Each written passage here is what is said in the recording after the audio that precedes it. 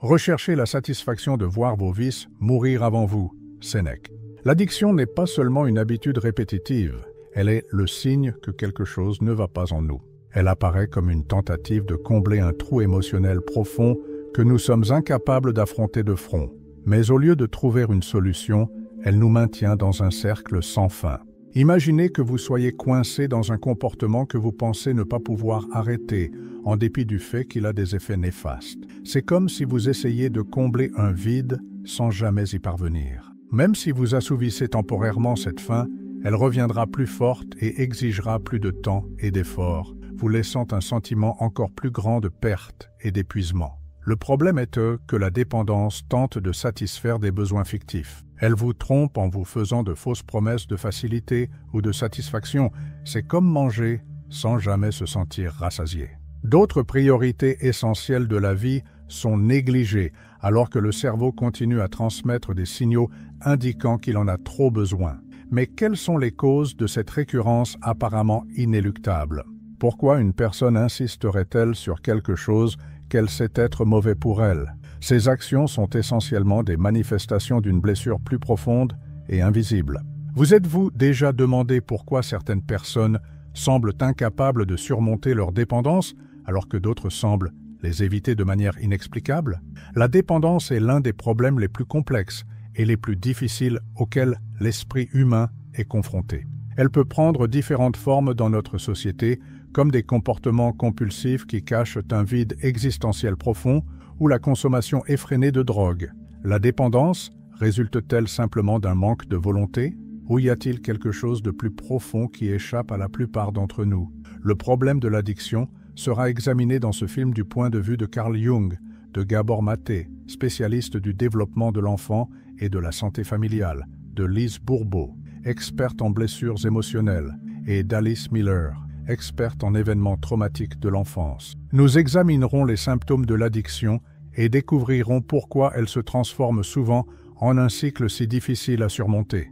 Nous apprendrons que les comportements addictifs sont le reflet de problèmes internes non résolus plutôt que de simples réponses à des stimuli extérieurs. Ici, nous voulons examiner la dépendance comme un symptôme de quelque chose de plus sérieux qu'un simple problème de comportement. Carl Jung pensait que la dépendance sous toutes ses formes, qu'il s'agisse de drogue, d'alcool ou d'idéalisme, était néfaste. Selon Jung, l'addiction était le cri d'un esprit déséquilibré plutôt qu'une simple défaillance morale ou un défaut de caractère. Selon lui, les addictions sont essentiellement des moyens de s'évader, des méthodes pour faire face à la douleur psychologique ou des moyens de satisfaire un besoin existentiel. Les gens ont souvent recours à des habitudes addictives comme moyen d'adaptation lorsqu'ils ne veulent pas faire face à leurs propres problèmes internes. Mais cette solution à court terme ne fait que dissimuler un problème plus grave. Selon Jung, l'esprit humain est un réseau complexe d'éléments conscients et inconscients interconnectés.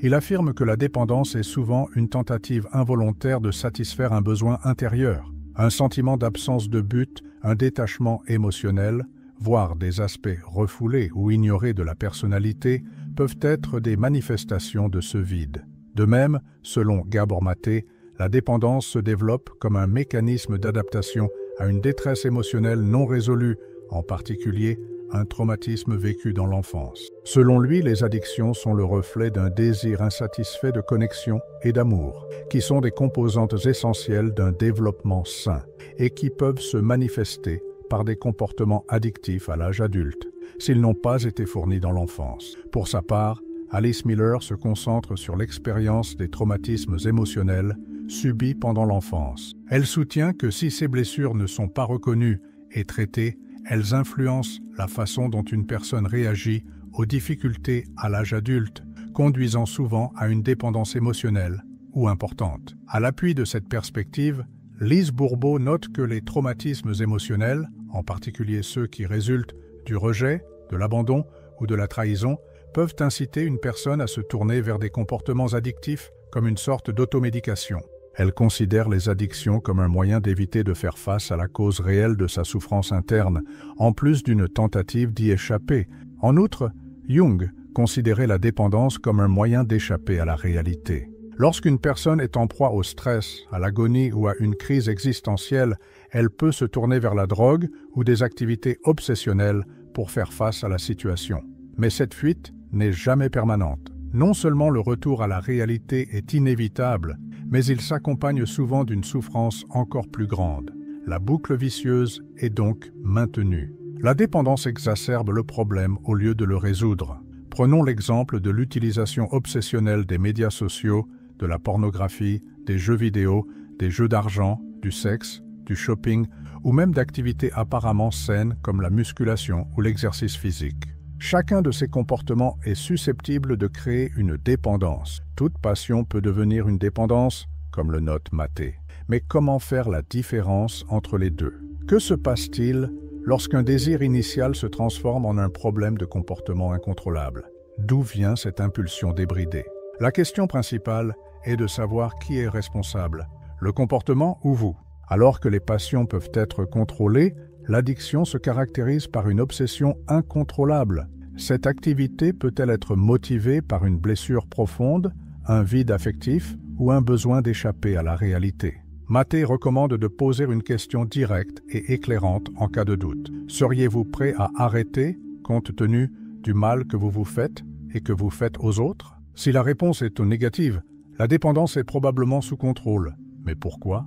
La volonté d'arrêter ne semble pas suffisante, même lorsque votre conscience reconnaît le mal. Cette résistance est-elle alimentée par un élément de votre passé que vous n'avez jamais pu résoudre? La vérité est évidente si vous reconnaissez que vous ne pouvez pas vous défaire de cette habitude, ni honorer le vœu que vous avez fait de le faire. Votre vie est envahie par la dépendance. Quelle en est la cause? Quelles sont les cicatrices internes non résolues qui les rendent si difficiles à affronter?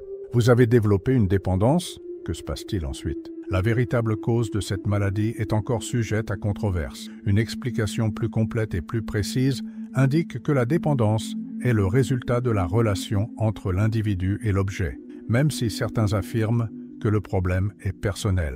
Cependant, cette relation n'est-elle pas en partie une tentative de combler des lacunes émotionnelles causées par des expériences précoces? La dépendance survient lorsqu'une personne tente continuellement de modifier son état interne et son sentiment d'identité, et qu'elle devient dépendante d'une chose ou d'une activité pour y parvenir. Outre le comportement, les blessures du passé peuvent également être en cause. Natasha Daoushu développe ce concept dans son livre Addiction by Design, en soulignant que si certaines personnes sont plus sujettes à la dépendance que d'autres, il existe également des choses et des actions qui ont la capacité de l'exacerber.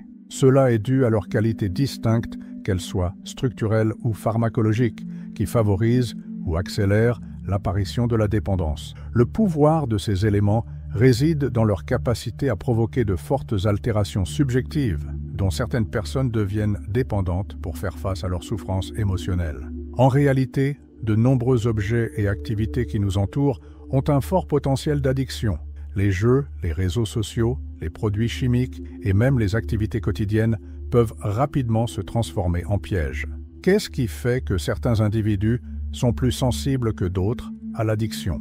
Les causes sous-jacentes de l'addiction sont une souffrance profonde, qu'elle soit ouverte ou cachée dans l'inconscient, plutôt qu'une simple recherche de plaisir. La consommation chronique de substances psychoactives est davantage une tentative de fuite qu'une quête de plaisir éphémère. Il s'agit d'un ultime effort pour échapper à une souffrance qui pourrait autrement sembler insupportable. L'histoire de la vie d'une personne est aussi variée que les angoisses qui la poussent à devenir dépendante. Certaines personnes utilisent la dépendance comme une sorte d'automédication pour faire face à l'anxiété, au désespoir ou à l'insécurité. D'autres utilisent des drogues ou des habitudes obsessionnelles pour faire face aux pressions de leurs relations ou de leur travail. En outre, certaines personnes tentent d'éviter la misère causée par un manque de direction ou le désespoir qui accompagne le vide existentiel. Gabor Maté a raconté une histoire poignante. Il a demandé à un homme de 47 ans qui luttait contre la toxicomanie depuis son plus jeune âge pourquoi il continuait à se droguer. La réponse a été directe et éclairante. « Je n'en suis pas sûr. Tout ce que j'essaie de faire, c'est de combler un vide dans ma vie. L'ennui en est la cause. C'est juste un manque de concentration. » Cet aveu illustre l'abîme intérieur sans fond que traversent de nombreuses personnes. Selon Lise Bourbeau, spécialiste des blessures émotionnelles, Ce vide peut être exacerbé par des blessures non diagnostiquées ou non traitées telles que la peur du rejet, de la honte ou de l'abandon, qui trouvent souvent leur origine dans l'enfance. Les habitudes inconscientes créées par ces traumatismes poussent les gens à rechercher un soulagement extérieur à la souffrance intérieure qu'ils endurent. La dépendance est souvent le résultat d'une souffrance émotionnelle qui trouve son origine dans le passé, en particulier dans la petite enfance. Selon Lise Bourbeau, la recherche indique qu'une fraction importante des toxicomanes a été élevée dans un foyer où régnait la violence. Nous créons des circonstances dans lesquelles cette angoisse se répète à cause de chaque blessure non reconnue et non guérie. En raison de la formidable malléabilité du cerveau au cours des premières années de la vie, les enfants sont émotionnellement et psychologiquement liés à leurs parents. Tout comme le bébé dépend du corps de sa mère dans le ventre de sa mère, les blessures de rejet peuvent se manifester au cours de cette phase, qui s'étend de la conception à l'âge d'1 an environ et se caractérise par le sentiment de ne pas être accepté ou désiré. La dépendance à l'égard de l'environnement affectif des parents devient essentielle entre 1 et 3 ans. La blessure d'abandon commence à se développer lorsque le parent de l'autre sexe n'est pas présent ou ne répond pas à ses besoins affectifs. Cependant, si les besoins fondamentaux de l'enfant ne sont pas suffisamment satisfaits ou s'il est la cible de critiques et de dévalorisation, la relation avec le parent qui assure les soins physiques, typiquement la mère, peut entraîner une blessure d'humiliation. Le lien avec le parent de l'autre sexe devient encore plus important entre 2 et 4 ans. La trahison peut résulter d'attentes non satisfaites ou d'abus de confiance, ce qui peut provoquer des sentiments de blessure ou de méfiance. Des cas de traitement injuste, de discrimination ou de violation des droits peuvent faire surgir l'injustice entre 4 et 6 ans. Les enfants ont une meilleure compréhension du monde pendant cette période et les rencontres avec l'injustice peuvent les laisser dans un profond sentiment de frustration, de colère ou d'impuissance. Le développement du cerveau d'un enfant est radicalement altéré et sa douleur émotionnelle est réprimée lorsqu'il a vécu une enfance désordonnée, remplie de nombreuses blessures. Parce qu'il affecte directement les parties du cerveau impliquées dans les émotions, la récompense et le contrôle des impulsions, cet environnement toxique met non seulement en péril le bien-être psychologique, mais rend également les personnes plus vulnérables à la dépendance à l'âge adulte. Madame Miller affirme que ce type de vide affectif est particulièrement néfaste car l'enfant ressent la séparation au plus profond de lui-même, mais n'est pas en mesure d'identifier ou de comprendre ce qui lui manque, ce qui a un effet durable sur son développement psychologique et affectif. L'absence, affirme-t-elle, est aussi bien émotionnelle que physique. Il peut être tout aussi douloureux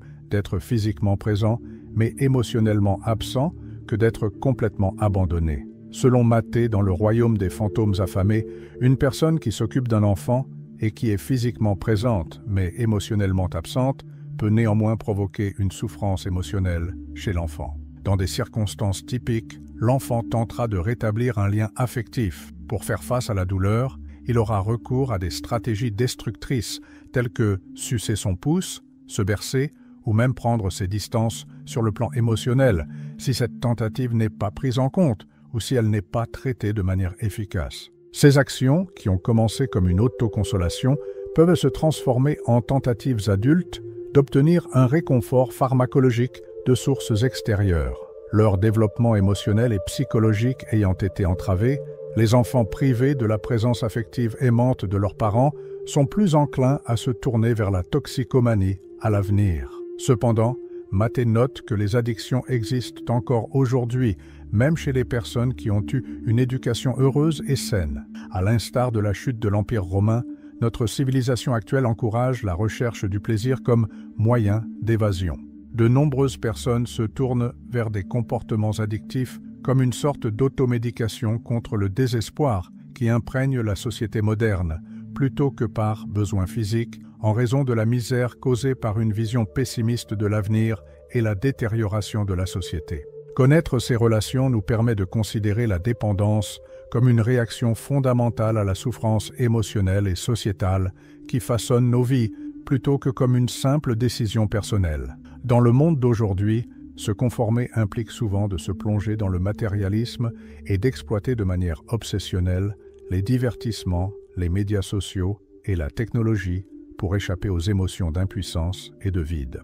La création d'une tempête sociale idéale par cette dynamique a entraîné une véritable crise de la dépendance. L'homme moderne ne se rend pas compte à quel point sa logique a été dépouillée de sa capacité à se sentir chez lui, dans l'univers, comme l'a noté Carl Jung. Toute notre culture est marquée par l'absence d'un sentiment de vide. Par rapport à la plupart des individus, les toxicomanes sont plus profondément conscients de ce vide. Dans nos vaines tentatives de combler le trou noir spirituel, le vide en son cœur, où nous perdons le contact avec nos âmes, nos esprits et ces sources de raison d'être et de valeurs qui ne sont ni contingentes ni éphémères, beaucoup d'entre nous ressemblent à des toxicomanes. Ce trou est encore élargi par notre culture consumériste qui fait une fixation sur les achats, les actes et les images, nous laissant plus désolés qu'avant Gabor Maté dans le monde des fantômes voraces. Il n'est pas surprenant que tant de gens utilisent la drogue, l'alcool et les addictions comportementales comme mécanisme d'adaptation, étant donné le pourcentage élevé de personnes élevées par des parents abusifs ou émotionnellement distants et l'état corrompu de la société. En outre, malgré son aspect dévastateur, cette alternative n'est ni totalement déraisonnable, ni totalement inefficace. Au moins brièvement, les dépendances sont efficaces. Elles permettent d'atténuer l'angoisse et la souffrance émotionnelle. Selon Gabor Maté, un grand consommateur de drogue a témoigné que les addictions peuvent aussi fournir, bien que momentanément, une échappatoire à la routine ou au malheur de la vie quotidienne. Elles peuvent amener une personne à vivre des expériences pleines d'excitation, de sens, voire d'extase, selon Lise Bourbeau.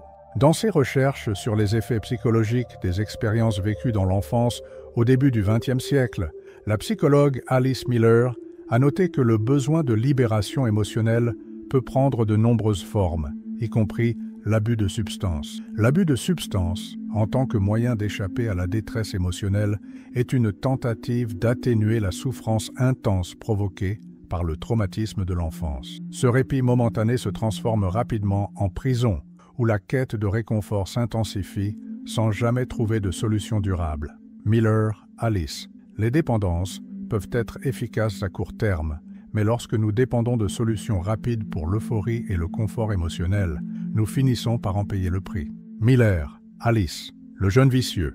Notre tolérance augmente et notre besoin de la substance ou de l'activité pour éprouver une humeur positive s'accroît à mesure que nous continuons à nous engager dans une dépendance. L'addiction prend peu à peu le dessus sur notre vie, repoussant tout ce qui pourrait nous apporter un épanouissement à long terme, comme nos relations, notre créativité, notre profession, notre santé ou notre sens de l'objectif. En outre, l'addiction modifie le fonctionnement du cerveau, altérant notre capacité à exercer un contrôle volontaire.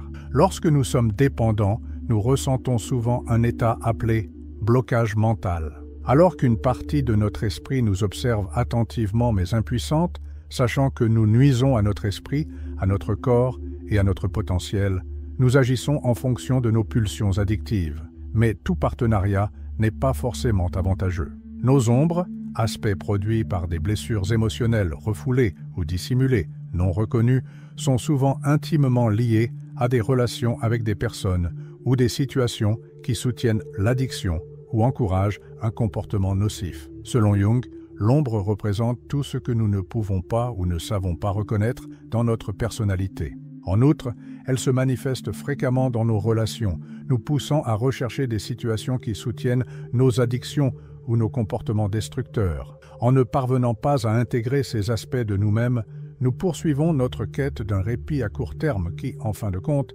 ne fait qu'aggraver la douleur. L'ombre n'est pas seulement une mauvaise chose, elle a aussi beaucoup d'espace pour se développer. Ce n'est qu'en embrassant la totalité de notre psyché, y compris notre ombre, que nous parviendrons à l'individuation. Carl Jung. En outre, le masque social que nous portons pour nous conformer aux attentes extérieures, connu sous le nom de persona, peut nous amener à nouer des relations plus par commodité et apparence que par authenticité. Il est crucial pour l'individu de se séparer de ceux qui soutiennent ces masques et perpétuent des comportements néfastes au cours du processus d'individuation. Le choix d'individus et d'environnements qui favorisent véritablement le développement, la guérison et la réconciliation avec notre moi le plus profond est une étape délibérée de ce processus. Des liens sincères et un environnement sécurisant constituent un terrain propice au changement, permettant à la personne de se débarrasser des ombres qui l'enferment et de se rapprocher de sa complétude. À ce moment-là, l'individu connaît un profond changement de conscience et un éveil spirituel. Ce changement ne se limite pas à l'apaisement de la souffrance émotionnelle. Il permet de briser les schémas de comportement addictifs. En plus de mettre fin au cycle de la dépendance, le profond changement de conscience provoqué par l'intégration de soi ouvre la voie à une existence plus authentique et plus satisfaisante. Comprendre que l'addiction est en fin de compte le reflet d'une lutte interne donne à la personne la capacité de transformer la contrainte en liberté et la souffrance en croissance par la conscience de soi et la transcendance. Considérer la dépendance comme un simple manque de volonté est l'une des idées fausses les plus répandues à son sujet. En réalité, l'addiction représente quelque chose de beaucoup plus complexe. Elle est le signe de problèmes plus graves qu'un simple manque de volonté personnelle. Toutefois, cela ne remet pas en cause la responsabilité personnelle. Au contraire, cela souligne l'importance des facteurs extérieurs, sociaux, émotionnels et spirituels qui peuvent à la fois soutenir et entraver le processus de guérison. Le sentiment d'appartenance est un avantage fondamental du soutien émotionnel que fournit une communauté saine. Il s'agit de l'un des fondements les plus importants de la guérison, car il comble le fossé spirituel et émotionnel qui maintient souvent la dépendance en vie. Alice Miller nous montre que nous ne pouvons commencer à guérir que lorsque nous sommes véritablement vus et acceptés. Nous pouvons jeter les bases de notre authenticité après avoir été accueillis pour ce que nous sommes, avec nos défauts et tout le reste. Le secret pour changer les ombres que nous portons et finalement les réintégrer dans ce que nous sommes est ce processus d'acceptation, à la fois interne et externe.